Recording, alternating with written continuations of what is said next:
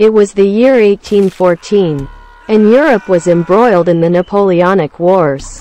One of the pivotal battles of this war was the Battle of Vauchamps, which was fought on February 14, 1814.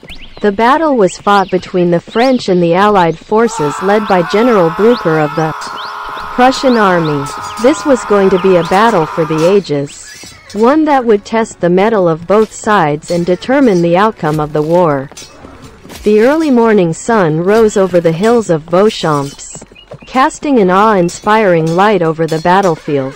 The troops of Napoleon Bonaparte's French army stood at the ready on one side of the field, while on the other side stood the Allied forces led by General Blücher. The two armies were well matched, both in terms of numbers and firepower. Napoleon, the great military strategist, had planned this battle meticulously. He had posted his troops on the hills overlooking the battlefield, giving them an advantageous position over the Allied forces. As a result, the French troops had a clear advantage. But General Blücher was not a man to be underestimated. He had fought in numerous battles and was feared by his opponents. The French troops began their attack first, marching down the hill directly towards the Prussian line. The Prussian troops held their ground, firing their cannons and muskets fiercely. But Napoleon's troops were not deterred, and they continued to advance. The noise of the battle was deafening, with the sound of musket fire and cannon blasts echoing through the hills. The Prussian line began to falter under the weight of the French attack, and General Blücher ordered a retreat. But Napoleon was not about to let them escape. He ordered his cavalry to pursue the retreating Prussian troops. It was a bold and risky move, but one that would turn the tide of the battle.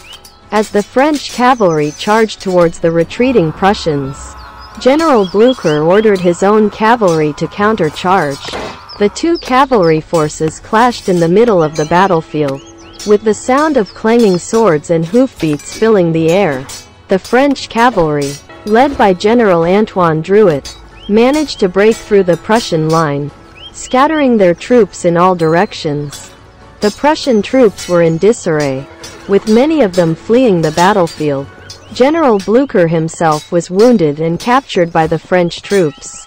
The victory was a resounding one for Napoleon's forces, with over 7,000 Prussian troops either killed or captured.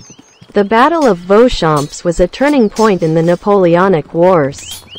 It was a staggering victory for the French army, one that would give Napoleon a much-needed boost in morale.